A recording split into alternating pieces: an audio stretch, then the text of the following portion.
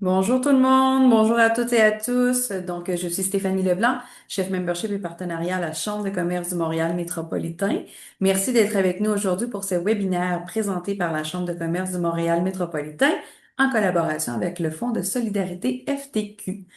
Cette discussion s'inscrit dans le cadre de notre initiative Reprenariat et transfert d'entreprise à laquelle participe le Fonds de solidarité FTQ et qui vise à soutenir les entrepreneurs dans les différentes étapes de la transmission d'entreprise. Alors aujourd'hui, nous avons le plaisir d'accueillir Véronique Gagnon, directrice des investissements Fonds de solidarité FTQ, Monsieur Steve Trenck, coach accompagnateur à l'École d'entrepreneurship de Beauce, et Nicolas Savoie, président et repreneur de Diffuse.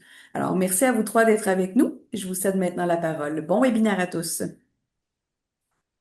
Merci beaucoup et merci à la CCMM là, pour l'invitation. Merci aussi à toutes les personnes présentes aujourd'hui. Le fait d'être ici ce midi en dit déjà long sur votre intérêt pour le reprenariat. Au Québec, le reprenariat, c'est devenu un enjeu économique majeur. Les profils des cédants et des repreneurs évoluent, les transactions s'accélèrent, les décisions doivent parfois se prendre plus rapidement, mais jamais à la légère. Au fond, ça fait plusieurs années qu'on finance et qu'on accompagne des entreprises là, dans le passage d'une génération de propriétaires à une autre. Et ce qu'on observe très clairement sur le terrain, là, c'est que reprendre une entreprise, c'est jamais seulement une transaction financière. On le présente d'ailleurs souvent, justement, comme une transaction, mais en réalité, là, c'est une reprise. La reprise, c'est un moment charnière. On change de rôle, on change de posture et surtout, on change la relation qu'on entretient avec l'entreprise. C'est une démarche stratégique, profondément humaine qui demande là, de la préparation et de la lucidité et surtout de ne pas être seul. Aujourd'hui, notre objectif est simple, c'est de vous offrir une vue à 360 degrés de ce qui, au-delà des chiffres, fait réellement la différence dans un projet de reprise. Mieux comprendre les enjeux, identifier les leviers d'action. Dans un projet de reprenariat, les chiffres, évidemment, sont essentiels, mais ça suffit jamais à eux seuls. Ça veut donc aussi dire connaître les ressources qui peuvent accompagner le repreneur dans son parcours, puis lui permettre là, finalement d'avancer avec plus de confiance. Pour rendre ça vraiment très concret, on a choisi d'explorer un parcours réel de reprenariat, celui de Nicolas Savoie, repreneur et PDG de Diffuse. Diffuse, c'est une entreprise que le Fonds de solidarité connaît bien.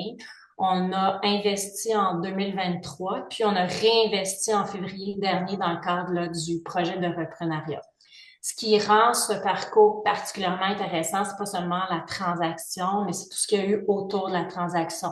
Ça s'est préparé en amont, il y a une transition qui a été vécue, puis maintenant on est dans l'après. Bref, le reprenariat, là, ça se vit dans le temps. J'ai également le plaisir d'accueillir Steve Trenck, coach de l'École d'entrepreneurship de Beauce, qui animera la conversation avec Nicolas et qui va apporter son éclairage sur les dimensions humaines et relationnelles du reprenariat, des dimensions qui sont souvent déterminantes, mais aussi sous-estimées. Le fonds, il collabore d'ailleurs étroitement avec l'EEB, notamment à travers le programme Mouvement Propulsion Repreneurship, qui vise à outiller et à accompagner les repreneurs tout au long de leur parcours, avant, pendant et après la reprise. Steve, je te laisse maintenant nous guider dans la conversation avec Nicolas et nous faire rentrer dans les coulisses concrètes de son parcours de reprenariat. Wow, merci Véronique. Vraiment content de vous voir, vous deux à l'écran, mais il y a plein de gens que je vois pas là. Merci d'être là. Donc, effectivement, je suis coach accompagnateur à l'École d'entrepreneurship de Beauce depuis 4 ans, mais sachez que j'ai été justement moi-même entrepreneur, 23 ans, et moi-même cédant. Donc, il y a quelques semaines, on a fait un autre webinaire où c'est un cédant qui témoignait, mais aujourd'hui, on s'en va de l'autre côté avec un repreneur, puis qu'est-ce que ça fait vivre le repreneuriat? D'ailleurs, le repreneuriat, l'École d'entrepreneurship de Beauce est très heureuse de contribuer justement avec le Fonds de solidarité FTQ parce qu'il y a un enjeu, vous le savez, il y a des boomers qui s'en vont à la retraite, des X aussi qui commencent à s'en aller à la retraite, puis il y a plein de belles opportunités pour les gens qui veulent se lancer en affaires. Au lieu de partir from scratch, comme je dis souvent, il y a peut-être des belles entreprises bien établies qui sont à reprendre. Puis c'est ce qu'on va entendre aujourd'hui avec Nicolas. Donc, bienvenue Nicolas, ça va? Oui, très bien, merci Steve. Bon, Nicolas, sans plus d'embâge, j'aimerais ça savoir, tu es qui, Nicolas? Si tu me parles un peu de toi, puis ensuite un peu de l'entreprise, juste pour positionner le personnage et l'entreprise. D'accord, je prends une seconde pour remercier le Fonds FTQ, la CMM d'offrir cette plateforme aux membres et de donner de la visibilité par le fait même à différentes entreprises, dont la mienne aujourd'hui. Merci beaucoup. Moi, écoute Steve, début cinquantaine, trois enfants, un parcours qui est, je ne sais pas si on peut le qualifier de typique ou d'atypique, parce que je pense que les entrepreneurs arrivent de partout. Mais tu sais, j'ai d'abord été en entreprise, en grande entreprise, en moyenne entreprise. J'ai travaillé en finance.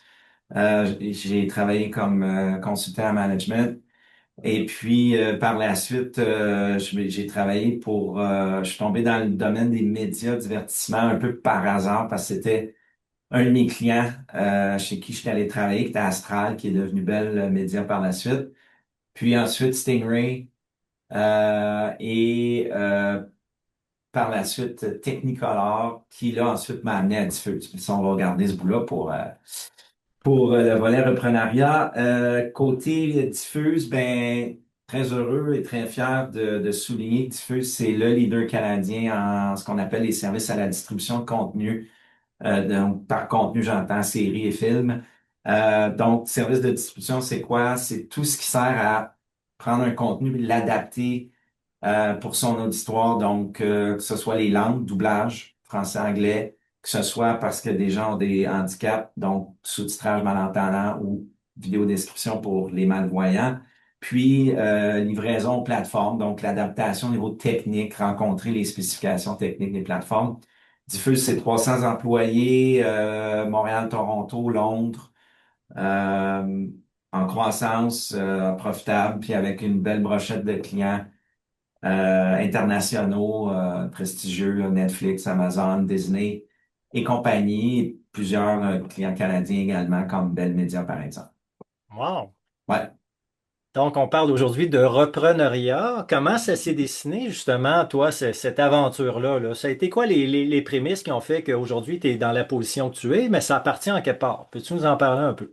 Ouais, c'est vraiment en deux temps, en deux phases qui sont échelonnées sur, là, je veux pas décourager personne, mais sur quasiment 10 ans. Mais je vous explique, il y a une première phase qui remonte à quand je suis arrivé chez Technicolor en 2014. Euh, j'ai réalisé, j'étais dans un rôle j'étais un des co-dirigeants de Technicolor pour la division montréalaise. Et j'ai réalisé assez vite que Technicolor était concentré ou visait des services qui n'étaient pas ceux dans lesquels était d'abord active la division montréalaise avec laquelle je travaillais. Et partant de là, j'ai réalisé qu'il y avait un disconnect stratégique et il y avait par ailleurs des opportunités pour les services qui étaient les services de distribution d'ailleurs, dans lesquels se concentrait la division montréalaise. Et j'ai assez rapidement proposé, ou en tout cas exprimé assez clairement que je pensais que la division montréalaise ne cadrait plus dans la stratégie de Technicolor, qui est un grand groupe mondial franco-américain, 15 000 employés, etc. Et je leur ai proposé de racheter. Et ça, c'était en 2015-2016. Euh, je venais d'arriver, ça faisait pas longtemps. Vous comprenez que la première réaction, ça a été de me faire rire au visage, littéralement. Et Puis ce que tu me disais, Nicolas, aussi, c'est que les gens qui t'ont ri au visage, c'était pas nécessairement des gens de l'endroit. Tu as dû aller aux non, États-Unis partager ça, là, en non, Californie. exact. C'était les hauts dirigeants de Technicolor. Quand ils ont eu vent de l'idée, ils se sont dit, c'est quoi cette histoire-là? Puis non, non, c'est pas à vendre. Mais j'ai persévéré. Ça, c'est peut-être le message clé numéro un, là. Persévérance. Si vous pensez que votre idée est bonne, continuez parce que si elle est réellement bonne, elle va finir par s'imposer parce que la logique est, dans mon cas, la logique d'affaires est très forte, puis on finit par voir la même chose que je voyais moi. Euh, je passe les détails, là, mais ça a été un processus assez long qui s'est étiré sur 2 ans et demi, amener Techcor à les convaincre que c'était une bonne idée, m'associer à des gens. J'ai pas fait ça seul, j'ai embarqué le vice-président finance de la division. Éventuellement, puisqu'on avait dans notre mire de faire de la consolidation dans le marché, on est allé s'associer aussi avec un type qui avait été président de Technicolor à l'époque, mais qui avait lui-même été repreneur d'une société qui faisait du doublage. Et là, c'est d'être les trois ensemble avec des profils très complémentaires. Ça a renforcé la crédibilité de ma démarche, qui était ma démarche initialement auprès de Technicolor, en disant, regardez, on est sérieux, on a une équipe solide, on est capable de lever des fonds parce que là, avec cette équipe-là, on a réussi à convaincre des financiers d'embarquer. Puis, ça nous a amené à la première étape, la phase 1, que j'appelle, qui est menée à la création de Diffuse en 2018, où on a racheté la division Technicolor, racheté la société de notre troisième partenaire, puis ça a été le début de l'aventure Diffuse. Mais déjà à ce moment-là, c'était établi avec mes deux partenaires qui étaient plus âgés que moi, que dans un horizon de 5 à 7 ans, ils allaient se retirer et j'allais les revoir à leur programme, à leur reprise, pardon. Donc, Mhm. ce que j'appelle la phase 2. Je sais pas si tu veux que j'aille là tout de suite, Ben, Steve. en fait, là, ce que je comprends, c'est que chez Technicolor, il y a comme eu un. Puis là, c'est mes termes, là, peut-être que je me trompe, un spin-off, là, c'est ce qu'on comprend bien, là. Ouais, un management buyout, un spin-off, tout à fait, tout OK. à fait. Donc, il y a une division qui est sortie, que vous avez C'est pris, que vous avez sorti. nommée Ouais, Diffuse, c'est ça. mais il y avait deux personnes plus âgées que toi, justement, que là, il fallait déjà préparer la reprise de ta propre entreprise d'une certaine façon. Exactement. Là, Wow. on fallait déjà prévoir la relève à ce OK. moment-là. Ouais. OK. Parfait, c'est bon. Fait que là, mettons, après ce bloc-là, là, il y a un plan qui s'est fait. Puis là, dans la pré-entrevue qu'on a eue, c'est que, puis Véronique aussi, tantôt, tu pourras en parler, mais il paraît que c'est comme un cas d'école. Tout s'est vraiment bien fait. OK? Donc, dis-nous donc ce que tu as Rapidement. fait pour que ça se passe bien comme ça. C'était quoi les étapes? OK. Oui, effectivement, sans prétendre à ce que ça soit, on verra ce que l'avenir nous réserve, mais on a le sentiment d'avoir bien fait les choses, effectivement. Ce qui a beaucoup aidé, c'est d'abord, effectivement, d'entrer de jeu avec mes associés, comme on l'a dit, là, d'avoir été très transparents tous ensemble sur c'est quoi la finalité, là. Ils ont 12 ans de plus que moi. À l'époque, c'était déjà prévu que, bon, ils vont devoir prendre leur retraite avant moi. Faut le prévoir d'emblée, ça. Faut pas faire semblant ou reporter à plus tard en disant we'll deal with it later. Le later arrive vite parce que ça c'est le message clé numéro 2. Une relève, une reprise d'entreprise, ça se planifie longtemps à l'avance. Fait que ça, c'était le premier jalon. Le deuxième jalon, il est venu en 2023, quand on a amorcé officiellement notre démarche de relève, bien à l'avance en se disant, il faut embarquer un fonds institutionnel, un fonds d'investissement, là, je dis institutionnel parce qu'on est allé vers le fonds FTQ, parce que c'est des gens qui, en ont vécu d'autres. Nous, on fait, comme entrepreneurs, probablement qu'on fait une relève dans notre vie, peut-être deux, mais pas 10, pas 20, pas 100, comme un fonds d'investissement va faire parce qu'ils ont des centaines d'entreprises en portefeuille. Ça, c'est un. Fait qu'une expertise dans l'accompagnement. C'était pas que pour ça, là. On voulait aussi poursuivre la croissance de Diffuse, donc un apport en capital. Mais d'abord, il y avait la notion de se faire accompagner. Puis, ce qui est super aussi avec un fonds d'investissement comme le fonds FTQ, c'est que quand ils arrivent, ça amène à la création d'un conseil d'administration en bonne et due forme. Souvent même avec des indépendants. Et ça, c'est une des clés du succès pour nous, c'est que ça a amené de l'accompagnement très concret. On a eu deux comités du CA un pour la relève managériale, un pour la relève actionnariale, mais c'est de l'accompagnement objectif. Ça permet d'évacuer les émotions. C'est pas facile de faire une relève. Moi, avec mes deux associés, on a à gérer la business, à voir pour son futur. Là, soudainement, je me retrouve avec deux associés dont l'horizon de temps rétrécit beaucoup. Moi, le mien est très long. Ça peut amener des conflits. Après ça, faut valoriser l'entreprise. Moi, je deviens acheteur, eux sont vendeurs. Comment on gère ces situations-là qui peuvent être conflictuelles, tout en maintenant une harmonie parce que, hey, il faut gérer la business. Puis la relève est pas faite, puis elle est pas faite jusqu'à temps qu'il parte. Fait que d'avoir un CA puis un fonds derrière, ça amène beaucoup de calme et de paix dans le processus. Puis, ça nous permet de faire les choses de façon beaucoup plus harmonieuse, puis d'adresser les enjeux Puis on parlait de l'aspect humain d'entrée de jeu. Véro, tu mentionnais l'importance de l'aspect humain. Mais il est à travers tout le processus. Les émotions, des fois, remontent. Et là, c'est plus moi et mes partners, c'est moi, les partners et le CA. Puis là, soudainement, ça change beaucoup la discussion. Fait que ça nous a beaucoup aidé. Puis après, par la suite, ben, avec l'aide du CA, on a mis en place un plan pour tout ce qui était le développement de l'équipe de direction qui prendrait la relève, m'incluant moi, et aussi un plan pour la transaction financière elle-même, qui était de dire, de prévoir, OK, comment on va aller chercher les fonds, à quelle hauteur on valorise l'entreprise, comment on va aller chercher les fonds, puis quel plan de match on met de l'avant aussi, parce que les fonds, je termine là-dessus avant de te repasser la parole, c'est les fonds d'investissement, ils embarquent pas juste pour racheter des entrepreneurs, là. Leur but dans la vie, c'est de faire fructifier l'argent que leur confient leurs propres investisseurs. Dans le cas du fonds FTQ, c'est souvent aussi des petits épargnants. Donc, ils ont une obligation de rendement. Qu'ils investissent uniquement si on a un plan stratégique de croissance qui est intéressant, qui offre du rendement à terme. Fait, à travers notre processus de relève, fallait aussi adresser ça. Ça pouvait pas être juste racheter mes partenaires, puis vous allez voir, tout va bien aller. C'est non, non, regardez, vous allez contribuer à une deuxième phase de la vie diffuse pour l'amener ailleurs parce qu'on a un plan de match intéressant. Wow. Ce que je retiens, Nicolas, un peu de cette partie de témoignage-là, c'est que l'équilibre entre, je vais dire, quasiment l'art et la technique ou l'humain et la technique. Fait que ce qui est important, c'est que veut pas, c'est une transaction qui est quand même émotionnelle. Il y a des gens que c'est, ce que j'aime à dire, les cédants, ben, c'est pas juste de l'argent qui vont cacher, entre guillemets. C'est quelque chose qu'ils vont perdre. C'est un réseau social, c'est des amitiés, c'est une routine. C'est une certaine sécurité financière aussi, parce qu'il y a de l'argent qui rentre. Donc, j'ai beau cacher, je vais-tu en avoir assez pour la suite? Puis de l'autre côté, ben, il y a les repreneurs qui veulent prendre leur place aussi.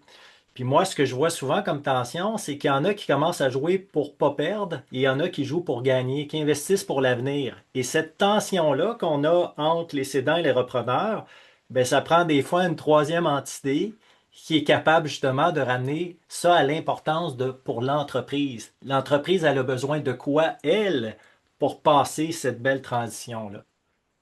Et je vais rebondir sur ce point. C'est tout à fait vrai ce que je te dis. Puis ça m'amène à un autre point qu'on a aussi discuté en pré-entrevue. Ça a l'air stagé de celle-là un peu.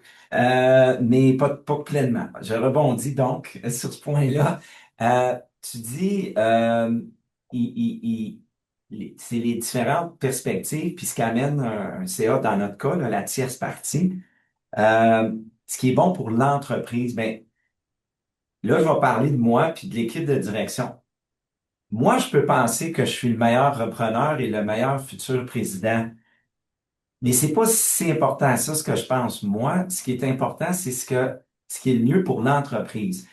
Et donc, ça prend aussi une tierce partie pour dire, hey, le repreneur, comment vas-tu nous démontrer que tu es le meilleur repreneur, que tu vas être le meilleur président, que tu vas avoir la meilleure équipe, tu vas savoir bien t'entourer. Puis je vous le avoue candidement que bien qu'à bien des égards, j'avais, je pense, ce qu'il fallait, ben, l'avenir l'a prouvé dans la mesure où j'ai fait la reprise, mais il y a encore beaucoup de choses à démontrer. Mais sérieusement, il y avait des aspects que j'avais pas, où je devais travailler en tous les cas.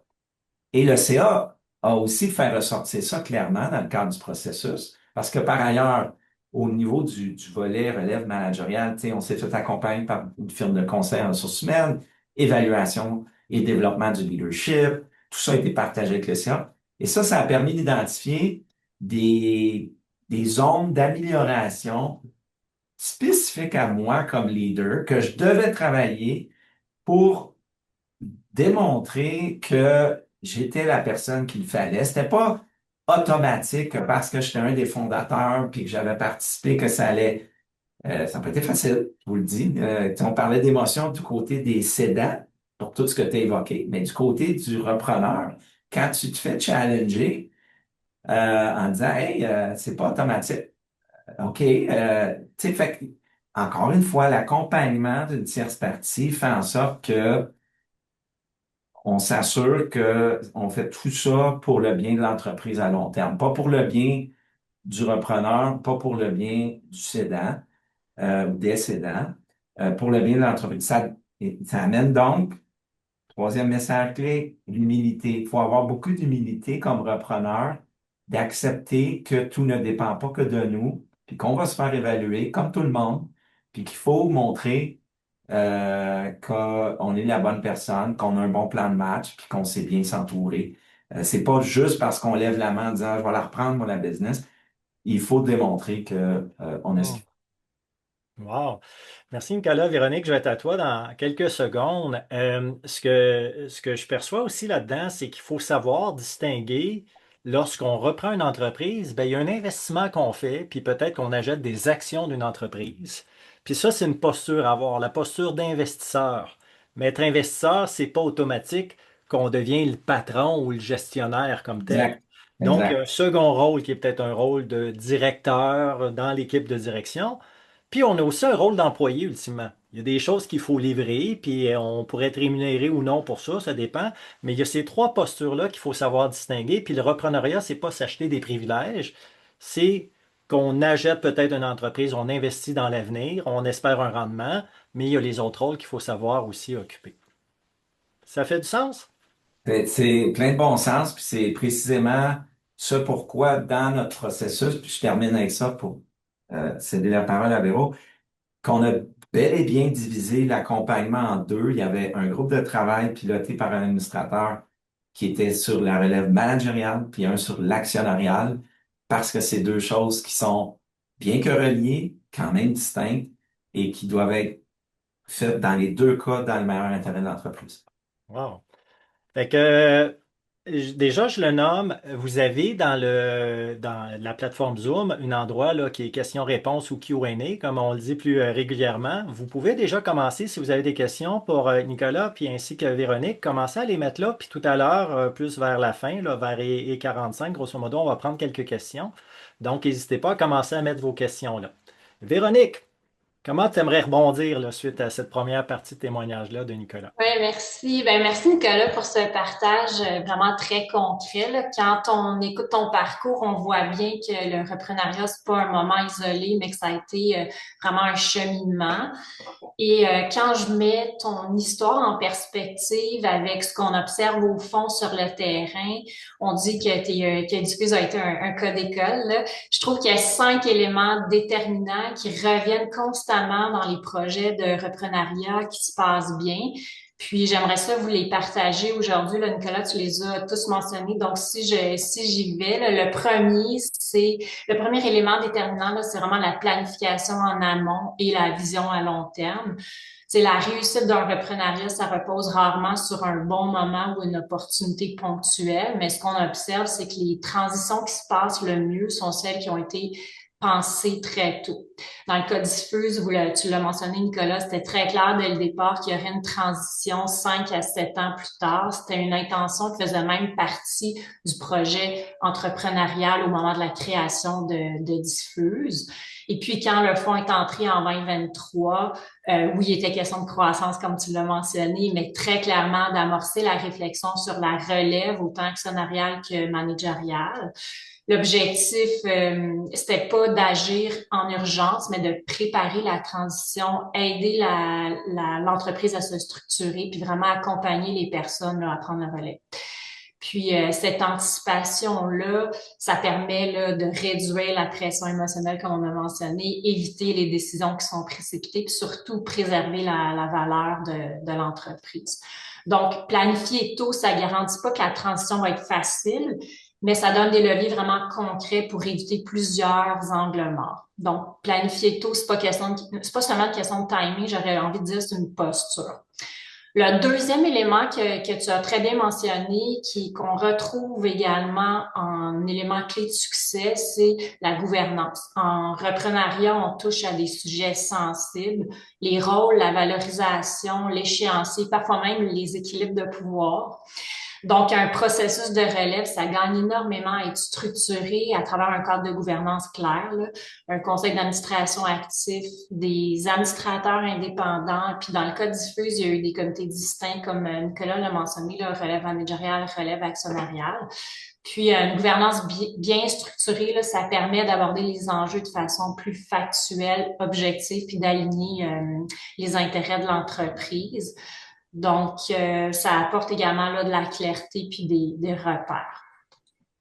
Le troisième élément fondamental, c'est que la relève ne concerne pas uniquement l'actionnariat. C'est là que Nicolas a parlé d'humilité. C'est indissociable de la capacité réelle des personnes à diriger l'entreprise. Donc, être propriétaire, ça signifie pas automatiquement être prêt à diriger. Là, tu l'as mentionné également, Steve.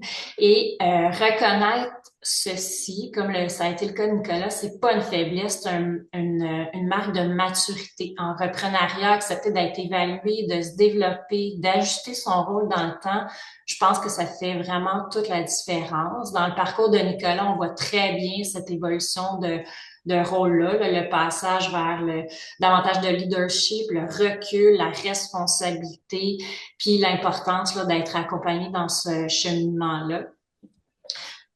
Donc, c'est pas seulement la structure actionnariale, mais c'est également la capacité à grandir comme dirigeant. Et puis, le quatrième élément clé, c'est le montage financier à mes yeux. C'est crucial là, en reprenariat. Un montage adéquat, il sert pas seulement à financer la transaction, il sert aussi à soutenir la vision du repreneur puis le parcours de l'entreprise. On discutait souvent avec Nicolas, ben, c'est quoi ta vision? Comment on va y arriver? C'est quoi les besoins financiers? Puis dans ce contexte-là, s'adjoindre là, un institutionnel comme le fonds, ça peut être un atout. C'est un partenaire qui est patient, qui va accompagner dans le temps, qui va challenger, oui, le repreneur, autant dans sa vision que sur le montage financier qui a en tête, qui pense vouloir mettre en place. Mais donc, c'est ça. Donc, nous, on peut venir challenger, accompagner. Capital patient, ça peut aussi venir du cédant, c'est-à-dire d'accepter d'être acheté graduellement dans le temps ou d'être payé sur une période X d'années qui va faciliter aussi la transaction. Donc, c'est des discussions qui est possible d'avoir avec le cédant également. Il faut garder en tête une chose, la structure financière est pas figée. Elle va évoluer. Le jour 1 que tu penses ta structure financière versus le moment où il y a la conclusion de la transaction, ça va avoir évolué et c'est normal. L'objectif au final, là, c'est d'accompagner la reprise, mais de pas fragiliser, l'entreprise. Le dernier point, c'est de bien s'entourer. Donc, le dernier élément clé, c'est vraiment de bien s'entourer. Le reprenariat, là, je dirais que c'est un sport d'équipe. On traverse pas le processus seul, puis bien s'entourer, c'est s'appuyer sur les bonnes ressources au bon moment, puis dans les différents moments là finalement du parcours. Puis au fond, justement, on accompagne les repreneurs dans cette démarche-là. On n'hésite pas à les référer vers des partenaires comme l'École d'entrepreneurship de Beauce, Entre-Chef PME, Reprenariat Québec. Puis ces ressources-là jouent un rôle clé autant sur la dimension humaine, stratégique là, que le leadership. Évidemment, le parcours de Nicolas chez Diffus, c'est celui d'un repreneur qui était déjà actionnaire, dirigeant dans l'entreprise. Ça peut faciliter certaines choses, pas toutes. Mais j'aimerais que les gens, tu sais, aujourd'hui retiennent que ces 5 éléments-là demeurent tout aussi déterminants, là, peu importe que le point de départ du repreneur soit déjà dans l'entreprise ou qu'on souhaite reprendre une entreprise d'un point de vue externe. La planification, la gouvernance, la préparation du rôle du dirigeant, le montage financier adapté, puis s'assurer d'être bien entouré, ça demeure là, vraiment des piliers essentiels à la réussite d'une reprise. Merci, Véronique. Puis c'est ça, avant qu'on poursuive, je vous rappelle, si vous avez des questions là, suite aux interventions, n'hésitez pas. Puis c'est sûr que Nicolas l'a dit, c'est probablement la seule transaction du genre qu'on fait dans une carrière, ou peut-être qu'on en fait une seconde, ou il y en a des repreneurs en série aussi, ça existe. Mais pensez pas que c'est pas arrivé à quelqu'un d'autre avant vous. Vous êtes mieux de vous fier sur des experts qui l'ont vécu, puis Nicolas l'a très bien dit avec le fonds qui fait ça à l'année longue, au lieu d'apprendre des erreurs qui peuvent être très coûteuses, pas juste financièrement, mais je vous dirais moralement, humainement, psychologiquement, parce qu'on investit tellement de notre énergie, de notre ADN dans des projets comme ça, et si ça l'avorte parce qu'on n'a pas tout considéré, ben malheureusement, c'est quelques années qu'on vient peut-être de perdre de notre vie. Puis on veut les investir justement pour nous, tout d'abord, mais aussi pour la société. Parce que ce qui est important, et c'est pour ça que le fonds s'investit autant à l'École d'entrepreneurship de Beauce, c'est qu'ici au Québec, on veut maintenir les emplois ici. Donc, si on est juste une économie de succursale avec des gens de l'étranger qui achètent nos petits fleurons, malheureusement, l'économie québécoise va en pâtir un petit peu. Donc, Nicolas, euh, là, t'es rendu où? Parce que là, t'as raconté un peu l'histoire. Là, tes cédants, ils ont cédé, ils sont-ils encore là? Non, oui. Euh, Effectivement, tout ce que j'ai expliqué a culminé en la transaction elle-même qui s'est faite le 3 février dernier. Donc, c'est tout récent. Wow!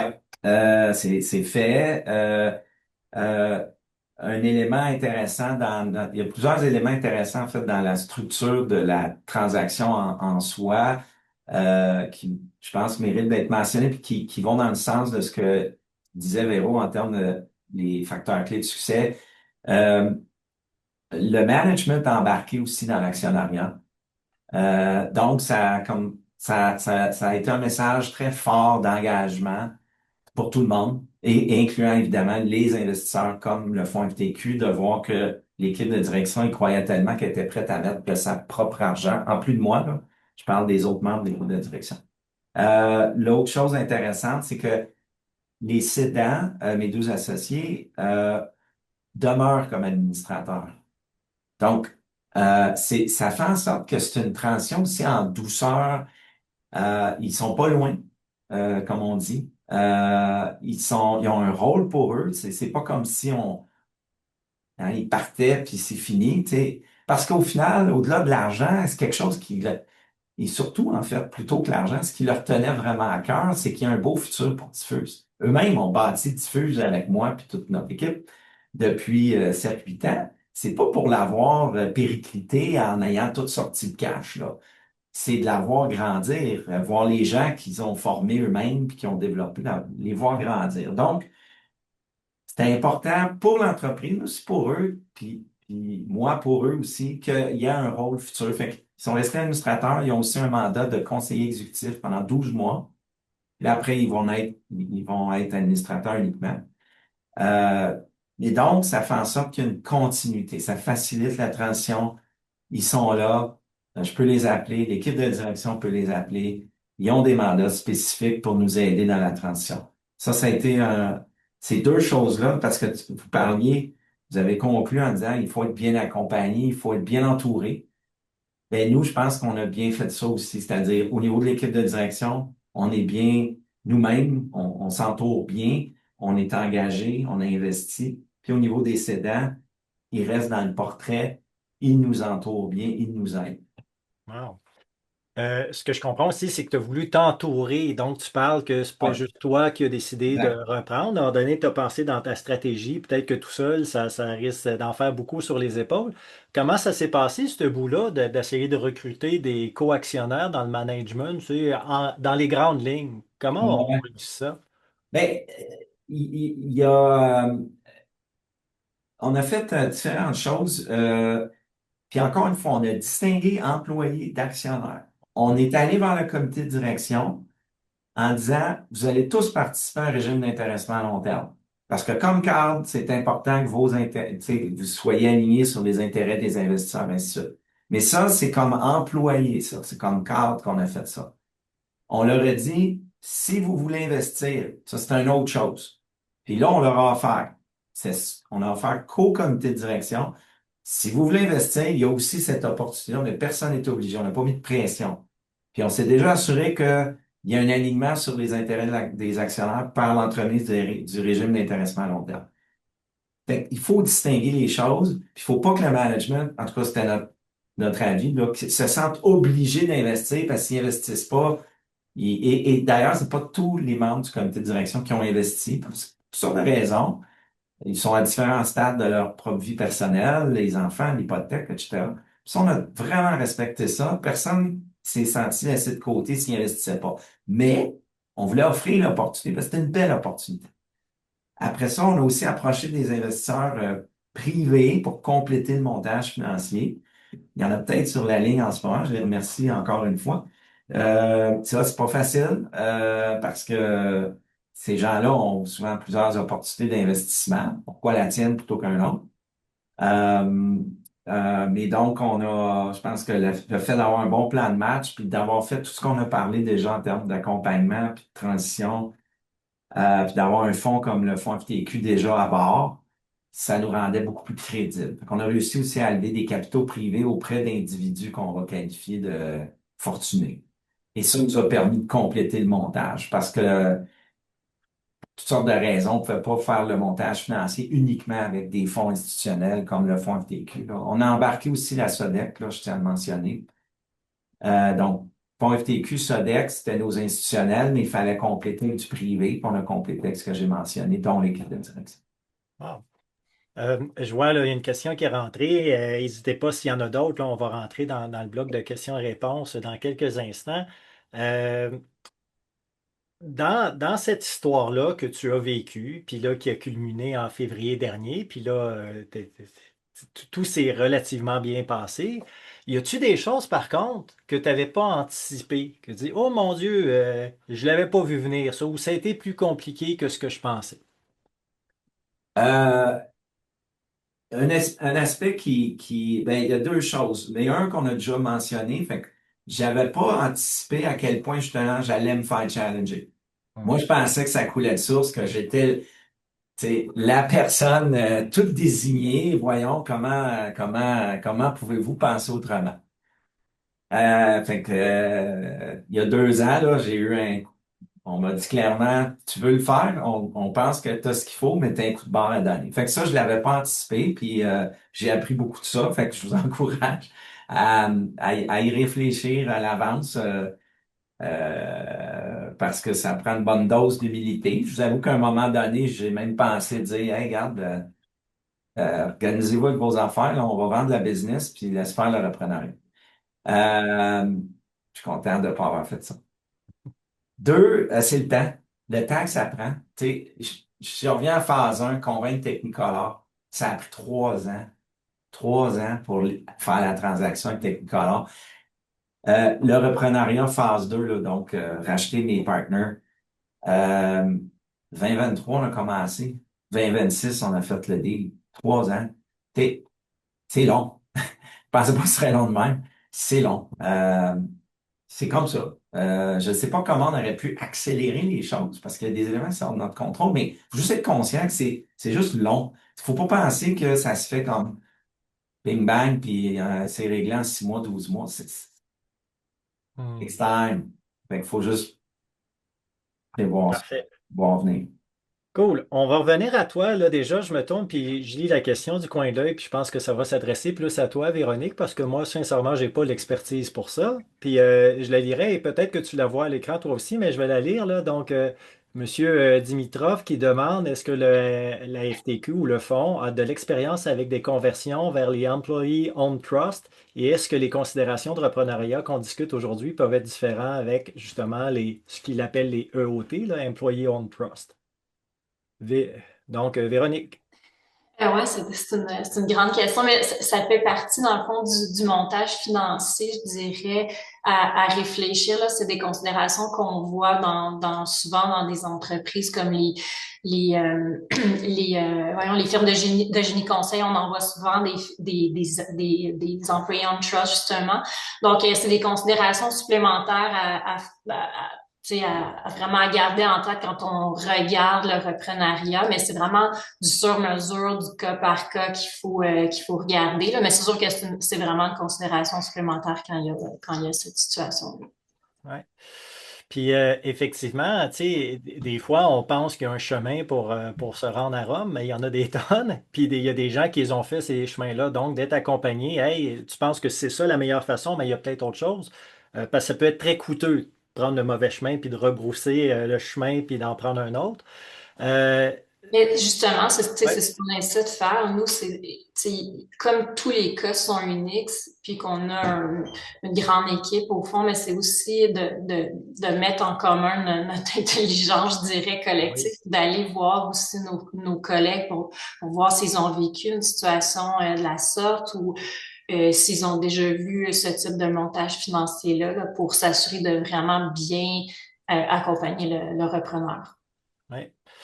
Un point, puis Nicolas, je voudrais voir comment toi tu as vécu ça, mais il y a quelques semaines, on avait justement notre webinaire avec le cédant. Puis il y a une chose des fois que les repreneurs sous-estiment, ou tu sais, à un moment donné, c'est logique, mais c'est que lorsque tu rajettes une entreprise, l'entreprise, elle vit déjà avec un certain cash flow. On ne s'ajoute pas une dette pour racheter les parts de quelqu'un. Tu sais, l'entreprise, elle vit de sa belle vie.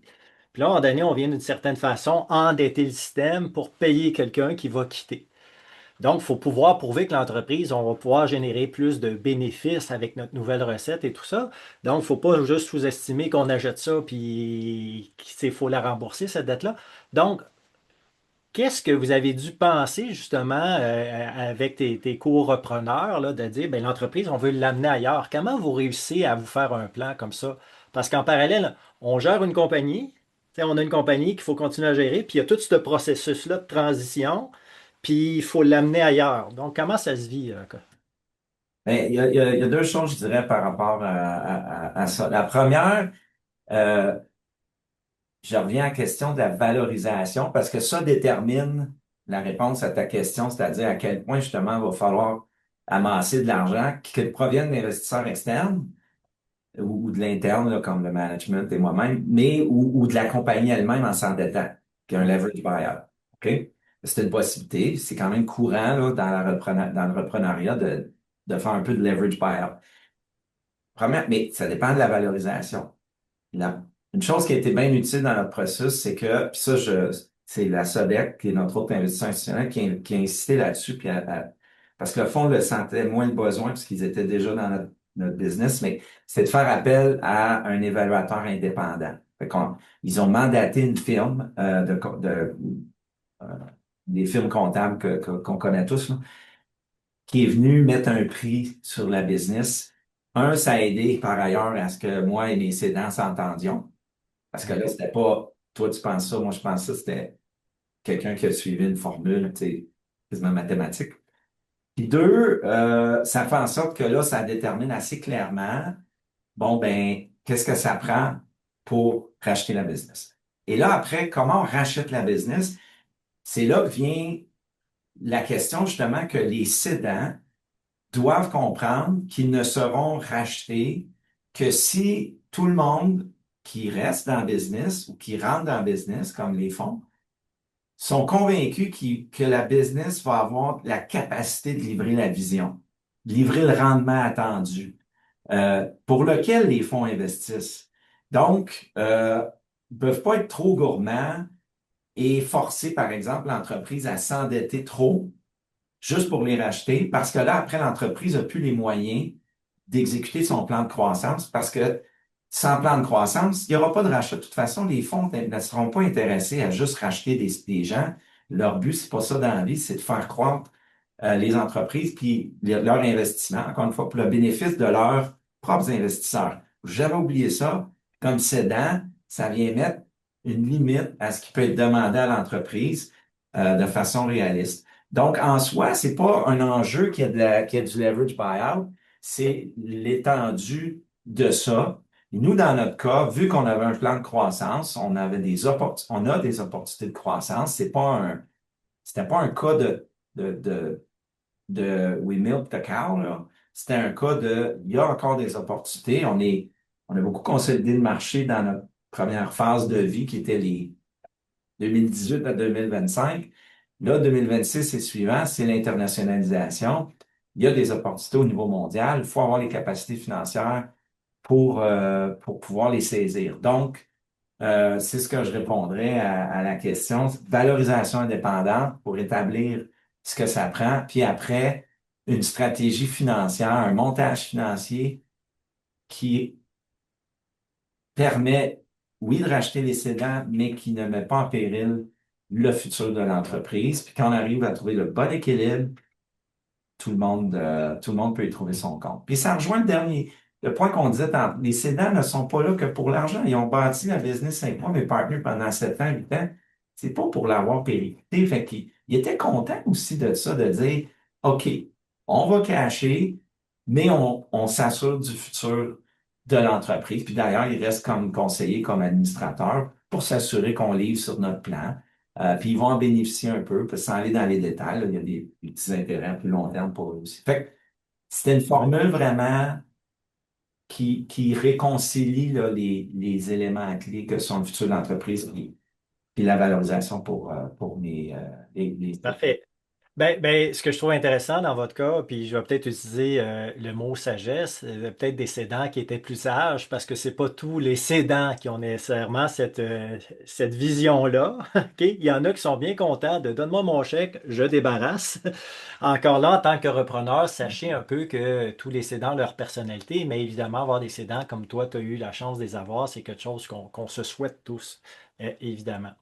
Fait qu'on arrive vers la fin. Je vois pas d'autres questions pour l'instant. Donc, ce que je te demanderais, avec quoi tu voudrais laisser nos spectateurs ou auditeurs, là, Nicolas? Si tu avais peut-être des conseils ou des mots de la fin, tantôt tu nous as nommé, par exemple, la persévérance, l'humilité. Il y avait aussi la planification, je crois, là, un peu là-dedans dans tes leçons. Mais s'il y avait un grand mot de la fin que tu voudrais apporter, ça serait quoi, Nicolas? Absolument. Je prends une seconde, par contre, pour justement remercier mes fameux cédants, là, mes partners, Oui. parce que tu as raison, ils ont fait preuve de beaucoup de sagesse et d'humilité, puis ils ont su voir à long terme. Puis ça, c'est un conseil que je donne à tous ceux qui envisagent d'être en entreprise avec des associés. Assurez-vous qu'au-delà des styles et de la complémentarité des expertises, parce que c'est toutes des bonnes choses, assurez-vous que les valeurs sont alignées, que c'est des valeurs communes, puis c'est ce qui a fait que nous, ça a fonctionné. On avait toujours le ciment qui nous reliait, c'était nos valeurs, puis ils l'ont démontré, mes associés, dans la façon qu'ils ont géré la transition. C'est remarquable, je les remercie. Euh, ben, récapitulatif très rapide, pensez au temps que ça prend. Pensez à bien vous entourer. Il y a des ressources, allez les chercher. Acceptez que tout ne tournera pas autour de votre propre personne. Vous avez une responsabilité qui est bien plus grande que la vôtre, qui est celle de l'entreprise, de bon bien-être des employés que vous avez, des clients, des partenaires et des investisseurs que vous allez intéresser à votre projet d'entreprise. Ça vous incombe, ça fait qu'il va vous incomber une grande responsabilité aussi à ce niveau-là parce que euh, soudainement, vous vous faites confier de l'argent qui n'est pas le vôtre, donc qui est celui de gens. Comme dans le fond FTQ, je reviens là-dessus, moi je le dis souvent à l'équipe de direction, on gère nous aussi l'argent des petits épargnants qui ont confié leur argent durement gagné au fonds FTQ. Pour la SODEC, c'est une entreprise d'État, c'est tous les contribuables qui financent, par guillemets, la SODEC, c'est nos taxes. Donc, il y a une responsabilité morale forte de dire, hey, qu'est-ce qu'on fait avec cet argent-là? Faut pas faire les fous, faut faire ce qu'on a dit qu'on allait faire, notre plan de match. Fait que donc, sagesse, humilité, je pense que c'est bien important, à cause de ce que ça implique dans le reprenariat, que ce ne sera pas juste votre argent qui est en jeu, c'est l'argent des autres. Faut en prendre soin. Bien s'entourer, ça se fait pas tout seul. Il y a l'accompagnement par le CA, par les fonds. Ça, c'est bien s'entourer en numéro un. Et bien s'entourer, numéro deux, c'est l'équipe de direction.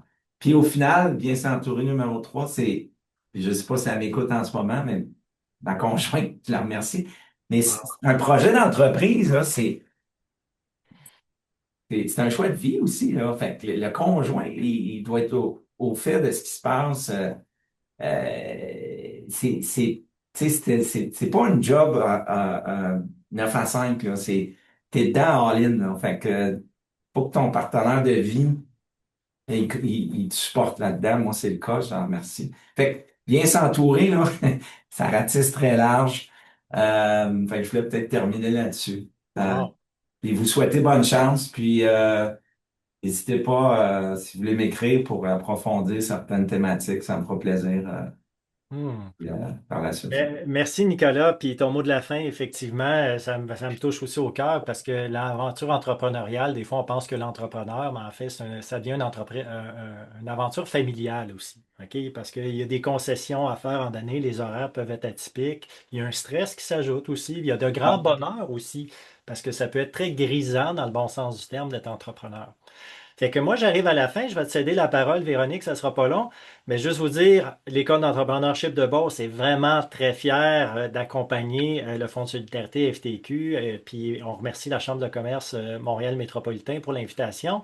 On vous l'a dit tantôt, en partenariat avec plein d'acteurs de l'écosystème entrepreneurial du Québec, ben nous, on a le mouvement Propulsion Repreneurship. Donc, on a des programmes à l'école pour les repreneurs en devenir et les cédants aussi qui doivent se préparer à bien faire les choses, donc pour qu'ils acquièrent la sagesse espérée pour que tout ça, ça se passe bien. Puis, on a différents programmes. On fête cette année nos 15e anniversaire. On est à Saint-Georges-de-Beauce, mais Saint-Georges, c'est le centre du monde entrepreneurial, pas juste au Québec, de la planète. Vous devez venir vivre cette expérience-là à tout prix à l'EEB. Puis d'ailleurs, on a peut-être un petit quelque chose à vous offrir tantôt. Donc, Véronique, je te cède la parole. Merci beaucoup. Donc, pour conclure, là, les parcours de reprenariat sont tous uniques, mais on l'a dit là, tout le long de la conversation ce midi, certains principes reviennent constamment dans une reprise réussie. Là. Je pense que je vais pas les renommer, là, mais il y a 5 grands éléments qu'on a ressortis aujourd'hui. Je pense qu'il faut que vous devez garder ça en tête. Puis ces éléments-là combinés, ça permet de traverser là, la transition de manière plus sereine, puis de bâtir une relève durable. Merci à Nicolas pour le partage généreux là, puis concret de son parcours. Puis tu l'as dit aussi, merci aux cédants, là, ça vraiment. Puis je pense que ce qui a facilité, puis c'est sûrement comme ça pour beaucoup de cédants, euh, c'est qu'ils avaient l'intérêt qu'il y ait un leg, tu sais, qu'il y a un leg puis que l'entreprise poursuit. Puis ensuite, maintenant, c'est la vision de Nicolas et son équipe de direction qui se poursuit. Puis on est encore dans la période de transition. Puis cette période de transition-là, elle est vraiment importante également. Puis de s'assurer, nous, comme le Fonds de solidarité, d'être bienveillants, puis vraiment d'accompagner Nicolas et l'équipe de direction pour la suite. Donc, merci là, vraiment pour les échanges, puis les questions également. Donc, merci à toi, Steve. Alors, ben, merci beaucoup tout le monde. Merci au Fonds de solidarité FTQ, nos conférenciers, ainsi qu'à tous les participants. Donc, très important, juste avant de nous quitter, nous vous invitons à répondre au sondage dont le lien a été partagé dans le chat déjà par ma collègue. Donc, on vous invite en grand nombre et sachez qu'en complétant le sondage, vous allez être automatiquement inscrit au tirage d'un séjour à l'école d'entrepreneurship de Beauce. Vous avez donc tout à gagner à y répondre. Et donc, le séjour est offert par le Fonds de solidarité FTQ et l'École d'entrepreneurship de Beauce qui collabore étroitement pour accompagner les futurs repreneurs et cédants. Et je précise donc que la personne gagnante va être contactée sous peu. Donc, je veux juste m'assurer là, que tout le monde est allé cliquer sur le code, ben, est allé scanner le code QR pour y participer. Alors, sur ce, encore une fois, merci à vous tous. Merci de la part de la Chambre de commerce du Montréal métropolitain et on espère vous revoir dans un prochain événement. Merci à tous. Bonne fin de journée. Merci.